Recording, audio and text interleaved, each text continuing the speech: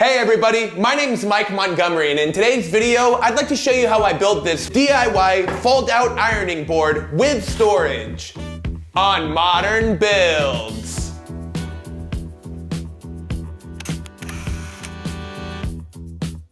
I built my cabinet out of two 6-foot-long 1x6s. I used my circular saw and a speed square to cut my pieces to length 2 to 42 inches and 2 to 16 inches.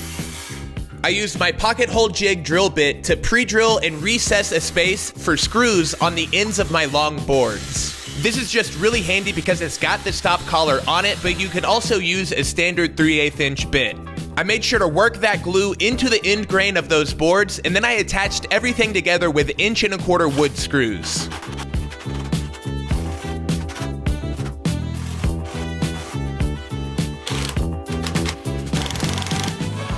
Once that was done, I grabbed what's called a 1/2 inch rabbiting bit and I threw that into my trim router. This is what I'm going to use to create a groove that the back panel, which is plywood, will set in. Looking back, I should have done this in 2 passes, that way I wasn't taking so much material. You'll see here that I was getting a little bit of chip out and I probably could have avoided that.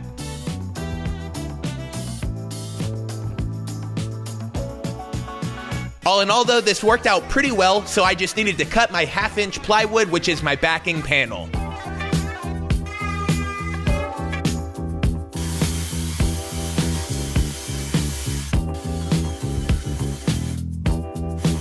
It turned out that 1/4 matched the radius of that router bit pretty well, so I used it to mark and sand each corner of the plywood.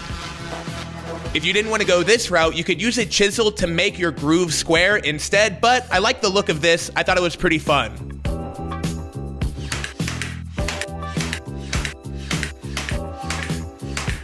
And now that our box is done and it looks great, I started ripping down the sheet of plywood that I'm using for the door of this cabinet. It's 3/4 inch Radiata Pine and should match really well. Oh, and save the leftover piece because that's what I'm using for my ironing board.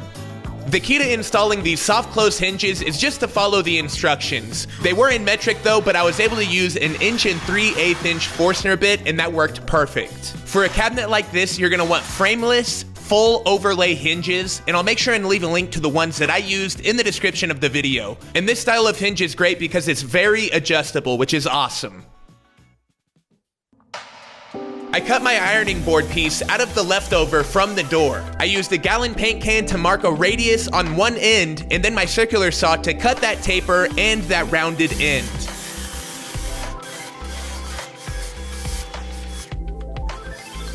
A random orbit sander with 80 grit is super aggressive, so I was able to make this radius really smooth. After that, I used my 3/8 inch pocket hole bit one more time to drill a grid every 2 inches of holes. That way the steam can go through the board and not ruin the plywood or get trapped.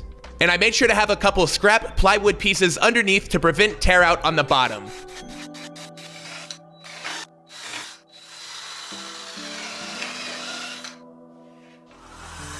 Really quickly, I'd like to give a big thanks to the sponsor of today's episode, BetterHelp. Is something interfering with your happiness or preventing you from reaching any of your goals? Maybe it's stress, fatigue, anxiety, loss, grief, or anything in between? Well, BetterHelp is here to help. BetterHelp will assess your needs and match you with a professional, licensed therapist that you can start communicating with in under 48 hours. BetterHelp will assess your needs and connect you with a licensed professional therapist that you can start communicating with within 48 hours. It's not a crisis line, it's not self-help, it is professional therapy done securely online.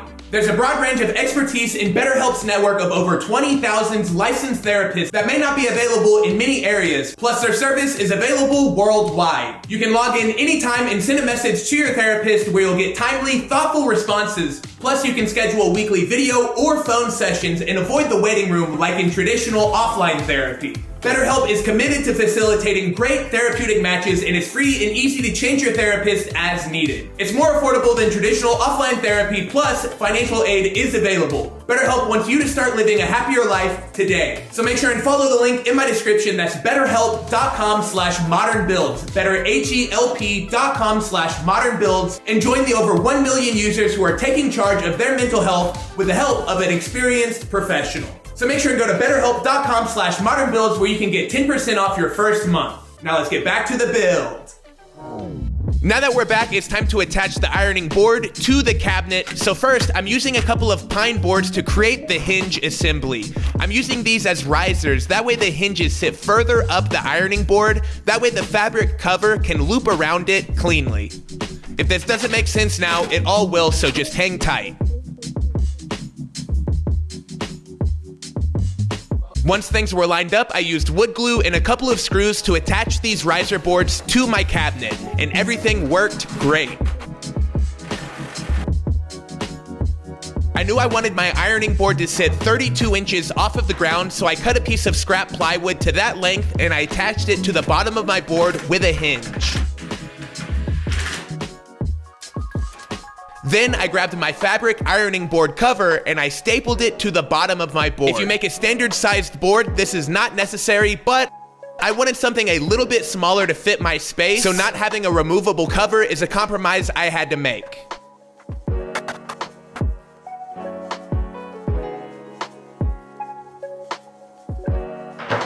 And we're not done yet. I want to add a little extra storage on the outside of this cabinet to hold my iron and some accessories. So I grabbed that 1 gallon paint can again, and I used my jigsaw to cut these shelf pieces out before I attached them with screws from the inside of the cabinet.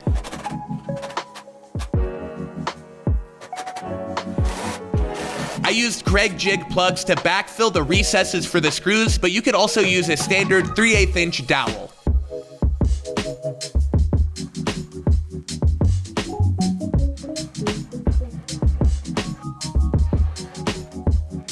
I sanded everything with 150 grit, and I was really happy with how clean it looked. Plus, the wood grain looked awesome.